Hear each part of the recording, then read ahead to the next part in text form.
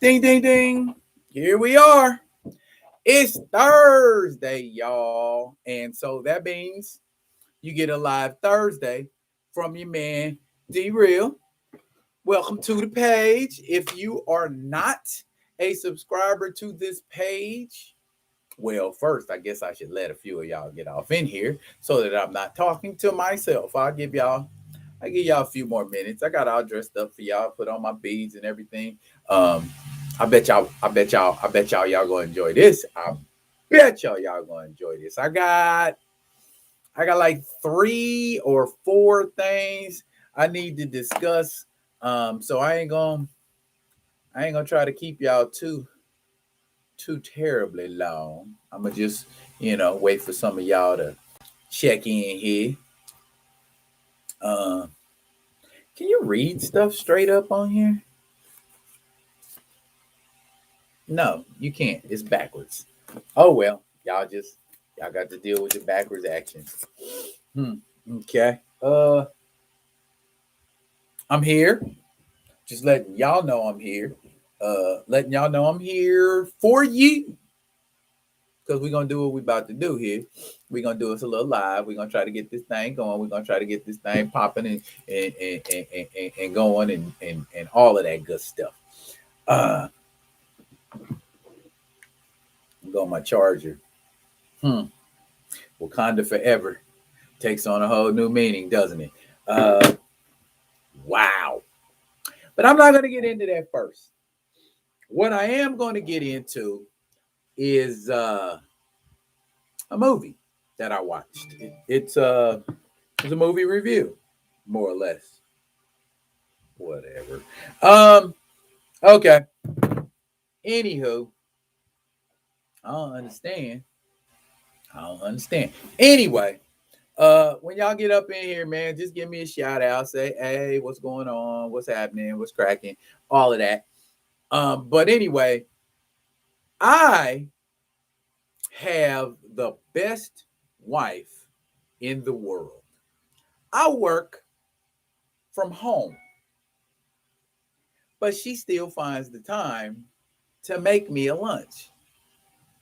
Ain't that a ride or die? That is a ride or die, and it's a good, healthy lunch too. It was, oranges and grapes and strawberries, and it was. Thank you. Shouts out to my wonderful wife who keeps me fed, mentally and actually fed. Anyways,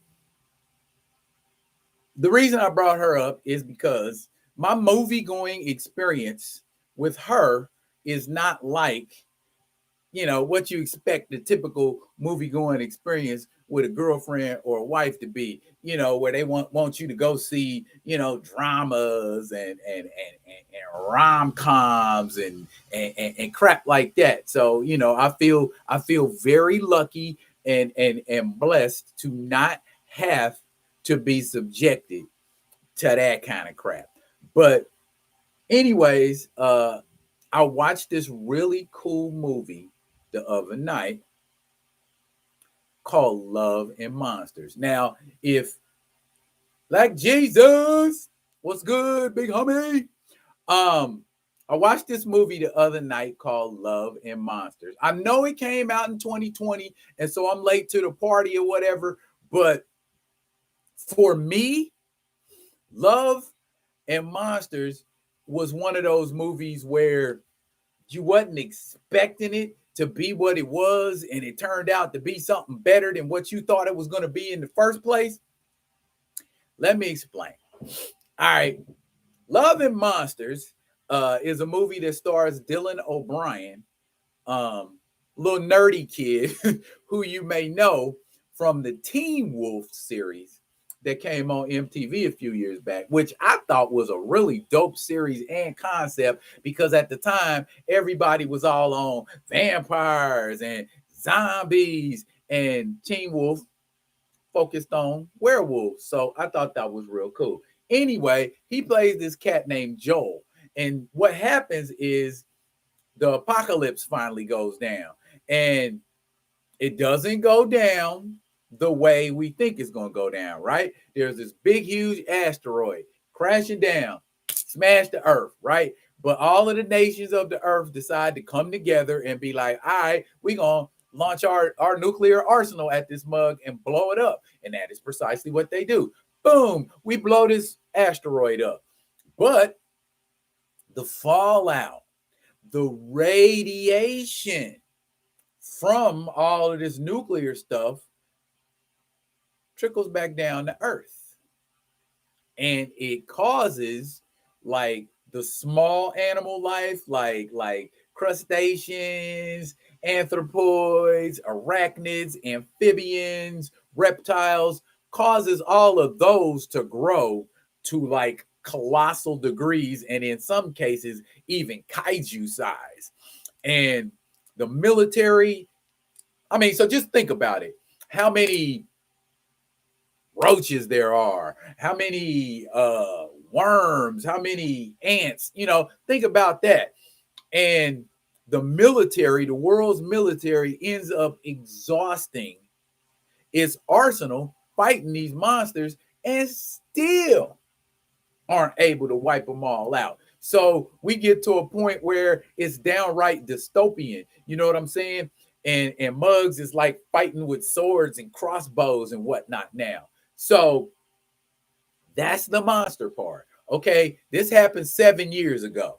So yeah, it was. It happened 7 years ago. It was a very cool movie, but it happened 7 years ago, right? And at the time, Joel was with his girlfriend, Amy, which is spelled with an I and two E's, which they must point out to you when all of this starts going down. So he has to go and be with his parents. She has to go and be with her parents, and they end up getting separated 80 miles apart. But he's talking to her on a radio. He decides he's going to brave those 80 miles to go see his honey. Now, bear in mind, Joel is the nerd of the group. Joel is the least likely to stay alive cat in the group. Okay? So nobody's expecting Joel to do anything. But I can just tell you what I liked about it, what I didn't like about it, and what my overall review of it is. What I liked about it, first, the special effects were surprisingly well done, or as we call them now, VFX. The creatures were slightly mutated, which gave you enough leeway to make them look a certain way, but still look like, oh, that's essentially an ant. Oh, that's essentially a lizard. You know what I'm saying? So not B, Black Jesus, V. But anyway, it made them essentially look good. I mean, it looked good. The stuff, when you're looking at it, you're actually thinking, oh, snap, that's a giant something. But I like that about it. I liked Michael Rooker. Yes, Michael Rooker is in it. Michael Rooker is a professional supporting actor. I have never seen Michael Rooker in a standalone featuring role with just him being the star of a movie. He's shared billing with folks and he's been a supporting actor. I've never seen him as the main actor in a movie. I would like to, because I like Michael Rooker, and he was good in this too. He was kind of like, when you got a movie with a like a little nerdy guy who goes out, okay, you already know you're getting the hero's journey. Okay, you're gonna get the guy who doesn't have the skills, isn't able to do whatever, and then he goes out and he gets a mentor. And Michael Rooker's kind of like his mentor, so I enjoyed that. And he had a little girl with him too, and she was about her business too. I liked the runtime. The movie was not too long, but at the same time, it wasn't over lickety split either. It was like It wasn't an hour and a half, but it wasn't 3 hours either. So it falls right in that time frame where you could like say, all right, I'm gonna watch that and I can probably enjoy it. And I won't get bored and I won't fall asleep, because I watched it in the bed.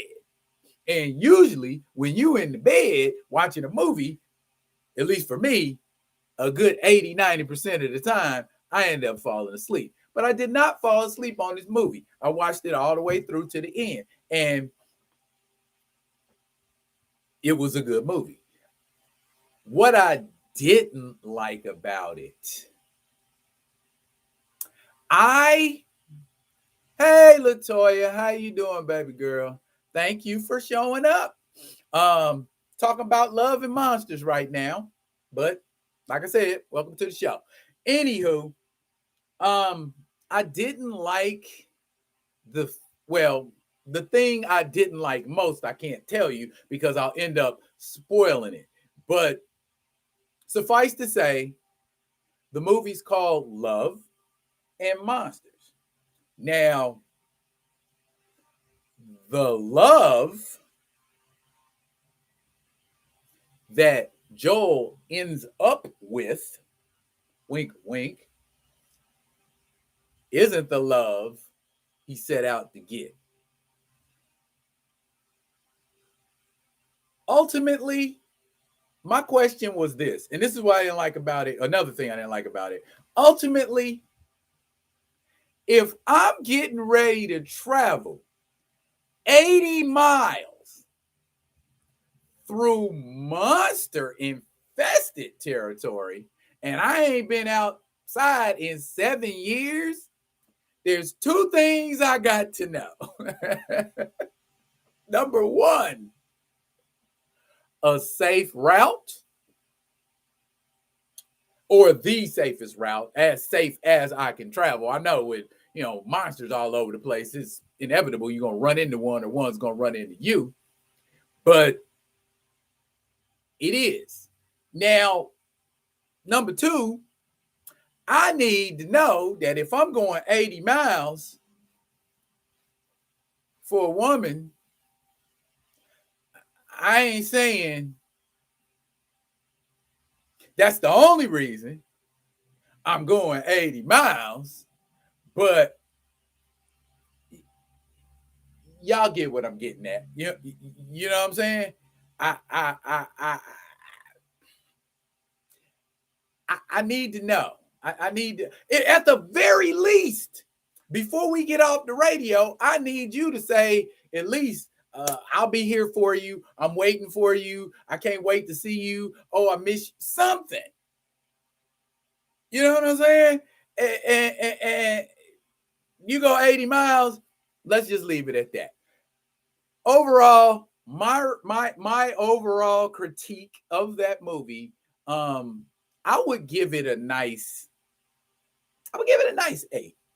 A nice solid 8. I enjoyed it to the point, like I said, it wasn't too long, it wasn't too short, and it held my attention. You thinking with a title like Love and Monsters, you think it's going to be more love than it is monsters, but I think it's a nice, fair balance. So 8. 8's what I give Love and Monsters. It was a nice little romp. I enjoyed it thoroughly, and cool beans. Love and Monsters.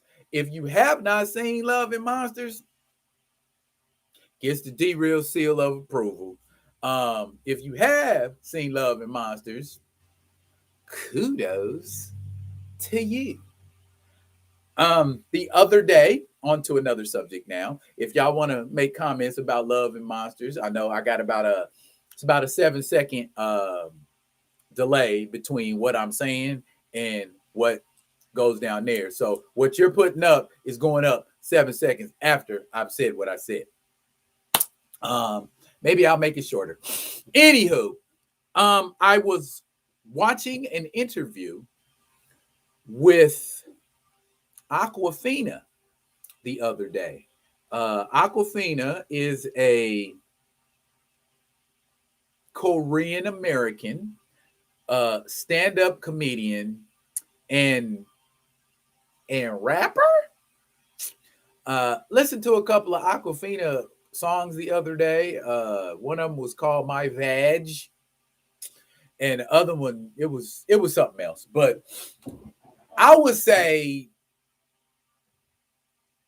go ahead and go ahead and stick with Black Jesus is doing his comedy thing again. In response to Aquafina, I would guess he said a supervillain with water powers. Uh, you make the lives lively, sir. Appreciate you and your sharp razor wit.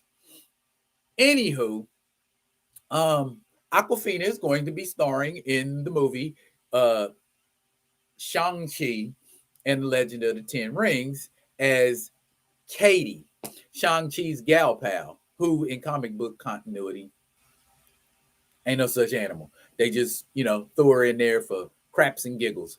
Um, I was watching, like I said, an interview where she said basically that she would not do roles that caused her to look like a prototypical Asian. I'm paraphrasing here, as far as speaking with the broken English and an Asian accent, because she feels like that's not respectful.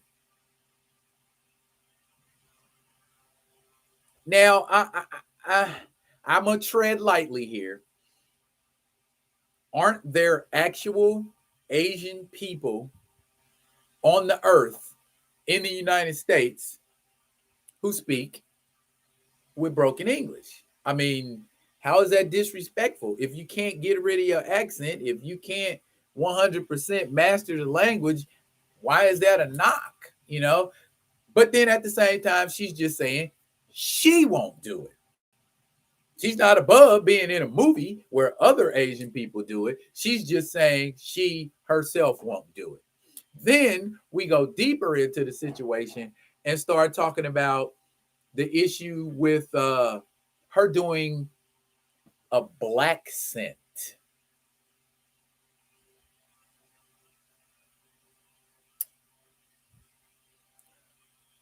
I'm gonna be real with y'all. I suspected what a Blaccent was, but I looked it up just so I wouldn't be a complete fool. A Blaccent is when someone other than a black person tries to talk like a black person. So then, before I get mad and go, oh, Aquafina, she ain't gonna talk with an Asian accent, but she ain't got no problem talking with a black person accent. Ugh. First, what's a black accent sound like? I understand code switching. That's something entirely different. Okay? If I'm at work, I'm working or I'm in a professional capacity, I ain't gonna be like, hey, what's up, fool? We got to get over here and get this plan written, money. So you need to ease on up in here, homie, before I have some problems with you and I call my partners and we handle that. I can't talk like that at work. I have to be professional. But when I'm at home or when I'm chilling or when I'm with my peoples, I can let all that hang out. Anywho, um, oh Black Jesus, you got one more, and I'm clapping back. Anyways, um, again, what does a stereotypical black scent sound like? What does it sound like? I mean, what specifically? I mean, I watched the clips of Aquafina. I think it was a scene from Ocean's 8. You can go look it up right here on the tube. And she's talking and she's not talking how she normally talks throughout the movie. And I guess my whole thing was that, just like what Black Jesus said about me, that doesn't sound like a black person. That's not what I envision when I hear a black person talking. So to me, I'm not offended by whatever that is Awkwafina calls herself doing, because it ain't black, or at least I don't recognize it as black. It didn't come to my attention that people found it offensive until I started going on other pages and well, mostly these pages. And the folks were talking about, oh, she's offensive, and oh, she's appropriating culture, and blah, blah, blah. The usual stuff. I ain't got no issue with it. I really, really don't. And trust me, if y'all know me, I'm whistleblowing on crap like that. If you doing something and this is you and the pocket is over here, yeah, I'm a speak on it. I'm gonna say something about it. And anybody that knows me knows I will. I didn't find it offensive. I also didn't find it culture appropriation. I don't know. A lot of the largest demographic that I find is offended by what she does is black women. Sisters, show me or educate me on why what she does is offensive. Inquiring minds want to know. That's where I'm at with it. As far as her and Blaccent, ain't no big deal to me. Still gonna see Shang-Chi and the Legend of the Ten Rings. It ain't made me cancel nothing. That's just me. Y'all gonna have to come with a better reason to cancel the girl if y'all trying to cancel her, because she's not the only person doing that. She's just high profile with it, so that's the one everybody zeroes in on. There's a bunch of people who do that. So,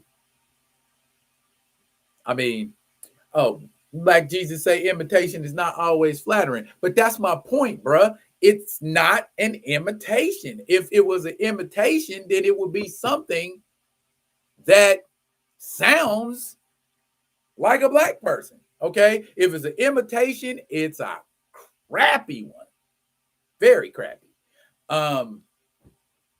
So I mean, I don't know, y'all mull that around and tell me what you think. Now, while I'm on the subject of Shang-Chi, or rather Awkwafina, but I'm going to transition smoothly.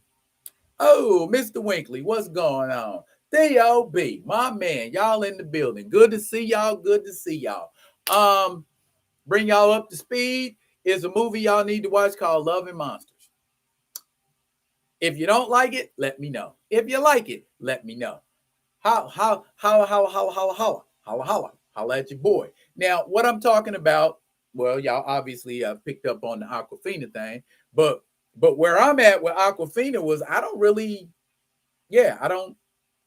see it. Y'all go watch a video. Go watch that video, that clip of her from Ocean's 8, and she's talking, and I didn't see it. It's shitty impression.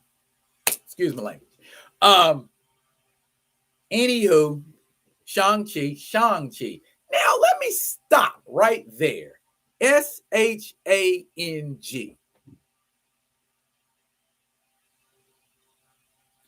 Kang. Bang. Why do we not say Kong or Bong? Why is it Shang-Chi? When I grew up reading Master of Kung Fu comic books, and I always thought it was Shang. I pronounced it Shang-Chi. I didn't know it was Shang. Okay, maybe that's some more of that media stuff where they're trying to get you to say and do what they want you to say and do versus how something is. I don't know. Anywho, a lot of people have seen advanced previews of the movie, and everything I've heard about Shang-Chi and the Legend of the Ten Rings has been good. The only negative things I've heard are are are like culture related things, and where people are saying, okay, Simu Liu shouldn't do this, or Awkwafina shouldn't do that, and it's like, okay, I'm talking about the movie. I don't care about the actors in it. They can go home and do drugs and smack their wives and girlfriends and boyfriends or whatever. I'm concerned about the movie. Is the movie a good product? And from what I've heard, it sounds like it's a doable thing. It sounds like it's a good date night. It sounds like it's a good kicking with the homies. Now, that being said, I understand right now we are still in the throes of a pandemic. But the pandemic clearly hasn't been helping movie numbers. So it shouldn't make a difference whether you go to the movie or not if you're doing what you're supposed to be doing. And I know I've said in an earlier video, if you're gonna be out in the community, mask up, distance, all that.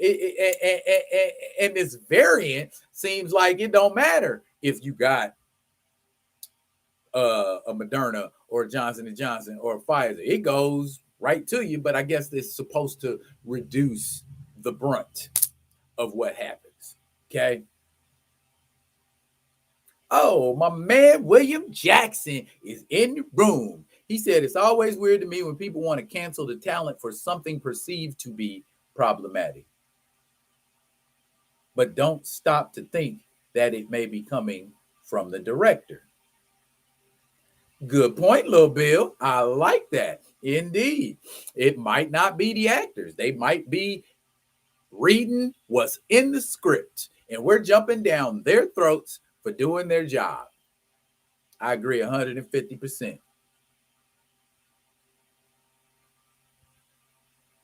Yes, Black Jesus, that is my whole point. I always thought it was Shang too. Shang. So is it Shanghai, China? Hey, yeah, that's my point. But then again, who's saying that? Just like my man William said, is it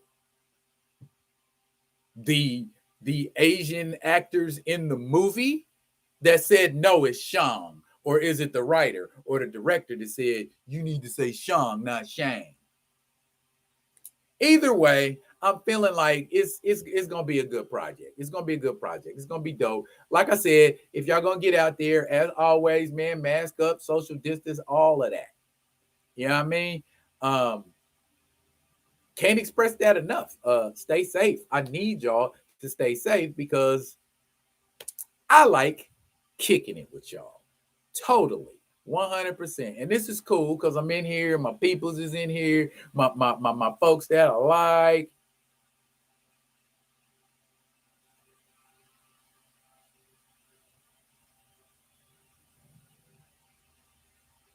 Okay. Black Jesus with the deep philosophical. But once the actor bring the director's vision to life, you are now part of the vision. Yeah. Um, if I say potato, that does not change a word. It just means that's what the director wants me to do. Potato is still potato. Some people say potato. I guess we got to agree to disagree. Yes, Theo, there have been two pronunciations of T'Challa. And I like that you mentioned T'Challa because that's where I'm transitioning to next. Persephone, hi baby, how you doing? That's my girl. That's my little girl. She's watching me. Yay! I'm happy about that. Okay. Now, if you have been in a hole somewhere, or you have not ever talked to me, or you have not ever been on my page or on my man Theo B's page, you don't know about the Recast T'Challa movement. I will summarize quickly. 40,000 signatures deep is a petition calling for the recast of the role of T'Challa in the Black Panther movie. Kevin Feige, executive producer at Marvel, Ryan Coogler, director of Black Panther, Wakanda Forever, and Nate Moore, who serves as another brother who's culpable. um, they've said that they're not going to recast T'Challa, even though it goes against Chadwick Boseman and Chadwick Boseman's family's wishes. So, where are we at?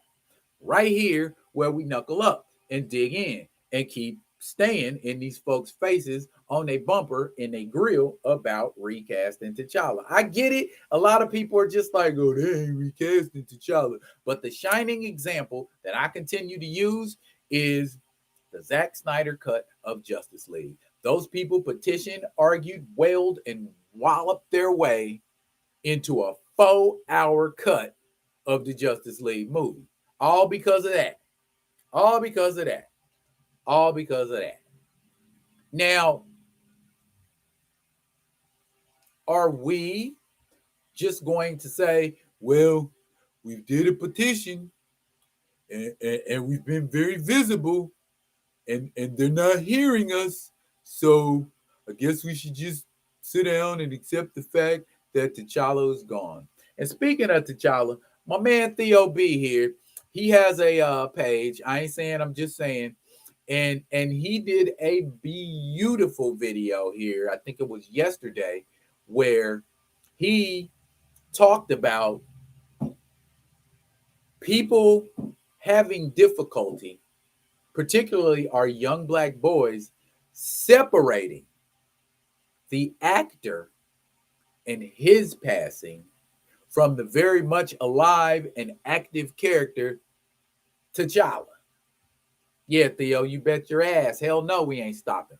Now, why is it that it's so easy to just say, we're doing away with this character who has been so prolific, who has been so integral in the lives of not just young black men, but just young black children? He's got a video on his page, and I know you guys have seen it, and it was up all over the place last year, where it was little young kids with their action figures and had all of their action figures circled around and had the Black Panther figure laying there like a funeral procession. You telling me little children, 7, 8, 9, 10 years old, are having difficulty separating the man from the role he played? That first speaks to how prolific that role was. What up, D Steezel? I see you, boy. It speaks to how prolific that role was, because you still got people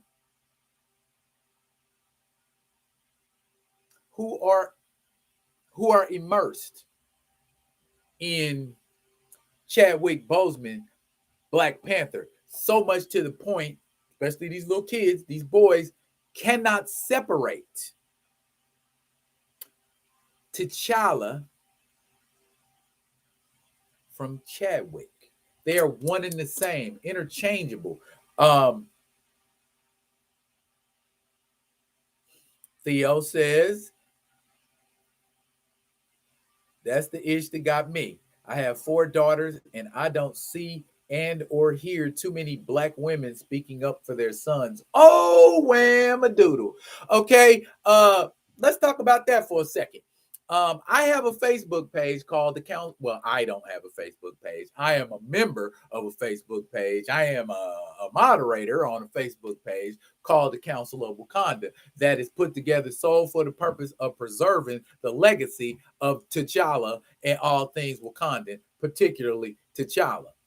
And I asked a question the other day about how women feel about the recast, or rather the not recasting of T'Challa, the non-recast of T'Challa, and what do they think about it?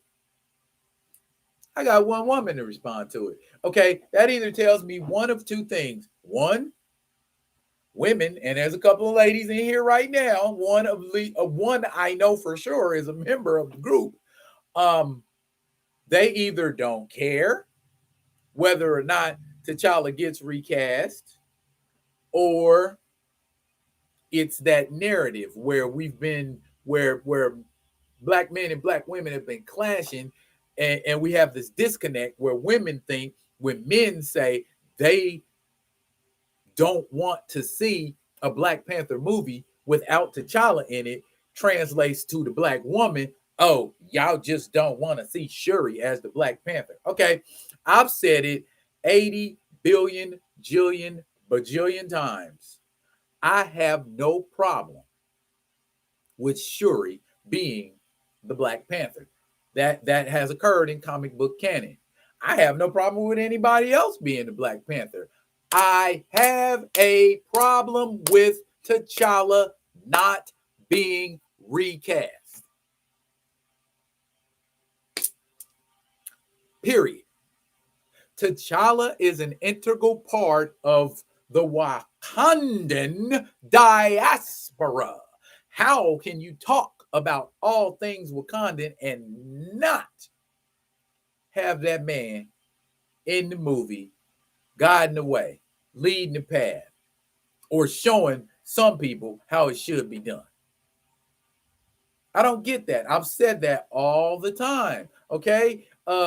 James Bond. Name me one James Bond movie, just one, where James Bond wasn't in it.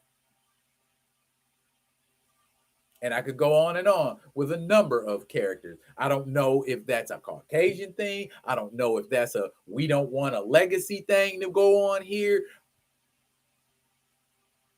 You know, my man Theo B, he's pointed out regularly. Okay, Reed and Sue Richards got 2 kids.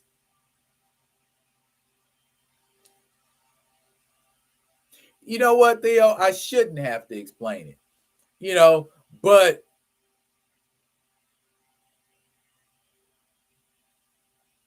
United voices are louder. United voices are louder. Yeah, 30% of us are ride or die. But check it out. If all of you people right now that are within the sound of my voice and are on this live, educate people, because I guarantee you a huge percentage of these people are laboring under a false narrative. They are laboring under the misdirection and misconception that's been put out by Marvel Studios, because they ain't even sure what they want to do, to be quite honest. So it's like, yeah, let's throw random ass characters into this movie, and because you're casuals, you aren't gonna know the difference. See what I'm saying? If you don't know nothing about Black Panther, then as a casual, I can throw Riri Williams, aka Ironheart, into the movie. Be like, bam, check it out. Okay, it might be an innovative direction. It might be a new direction. I don't know. You know what else, though? I'm not really concerned about it, because none of that narrative, none of that has anything to do with perpetuating legacy of T'Challa alive. Perpetuating that legacy alive, man. Panthers rage, Panthers pray, the intergalactic empire of Wakanda. Stories you ain't gonna get to see in their purest, most sincere form, the way they were meant to be presented, without some producer, some director from Hollywood taking it and going up in it with no Vaseline and turning it into something that it was never meant to be or shouldn't be.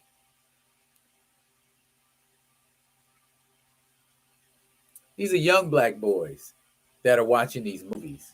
I mean, they aren't the only ones, but we saw in 2018 what T'Challa means to everybody. Man, let me tell you something. When the Black Panther came out here in Alaska, we bought out the theater. And we had like traditional African dancers up in there. We had Black Panther 101 educating the masses. Yours truly. That's the impact, because we wanted that to go over the way it was supposed to go over, to show the importance not only of Wakanda, but because of the character that initiated all of that. that brought that to the forefront of our attention. Just wow, that was a dope. It made $1 billion with a B. $1 billion already in the top 5 all time. But we just gonna take out the one thing that we know we need in it. Oh, we can do better. We'll see. We'll see. And I want to end on a high note, y'all. Real quick, I just want to touch on that what if. Dark what ifs. What if Doctor Strange lost his heart instead of his hands?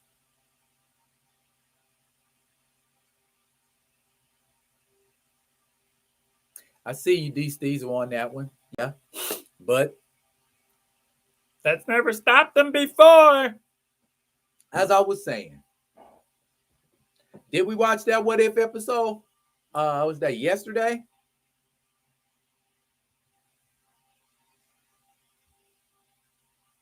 I agree, Theo. I agree. I watched the bootleg version like years later. Anywho, Doctor Strange in this what if is obviously not our mainstream MCU Doctor Strange because he's not. If you ain't watched it and see the events unfold, I don't want to give away too much. I just want to say it's a what if. And what ifs classically do not end the way you expect them to end. And that is what I loved about the what if comic book is that I could read it and without going to the last page, I absolutely do not know what's going to happen because we done already went off the rails once that key event that puts everything in motion on an alternate path starts. I literally don't know what's going on. I'm watching like, ooh, what's he going to do? What's he going to do? What's he going to do? What's he going to do?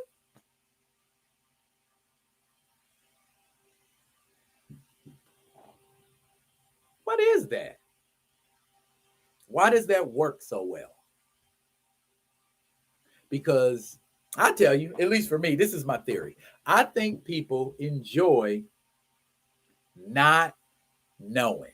That's a movie going experience, a TV show watching experience. You want to not know because then when it's revealed to you, you're like, you have that oh-ish moment where you're like, oh, I 100% didn't expect that. That's what happened in that episode. It was a 100%. I did not expect that ish to happen. At least not that way right there. Okay. Can I still like Marvel Studios but hate everybody associated with messing up Black Panther? Is that natural? Is that normal? I don't know. I mean, I grew up on Marvel, so I can't just be like I'm 100% done with all things Marvel. I can't. It's a part of me. You know what I mean? So I'm very selective about what I do and don't view. Where we at? We at the 43-minute mark. I gotta get to a point where I'm wrapping this up. Yo, y'all can still continue to comment on this thread after the live is done. You can go into the comments. And while I got y'all people all on here right now, comment, like, subscribe. Subscribe to the page. Subscribe to the page. And tell all your friends about me. Tell all your friends about me. Subscribe to the page. If you're digging what I'm shoveling, throw some dirt in my bucket. That's how we grow. And I want to grow something beautiful for y'all right here, but I need y'all help to help me do it. So please, please, please comment, like, and subscribe to the Be Real with D Real page so that you can get alerts when new material comes out. I normally put material out on Mondays, Wednesdays, and Saturdays. Fridays if I'm feeling real saucy, and then you get this live on Thursdays.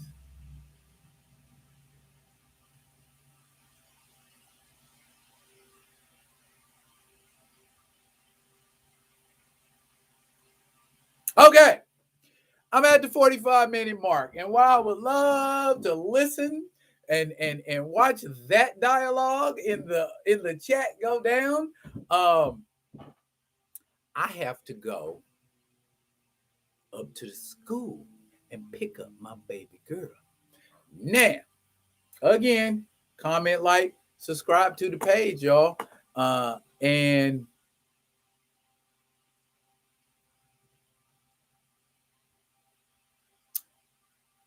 if I don't see you again, I will see you when I do see you, because I know I'll see everybody here again in one capacity or another. But until then, y'all be good. Be good to each other.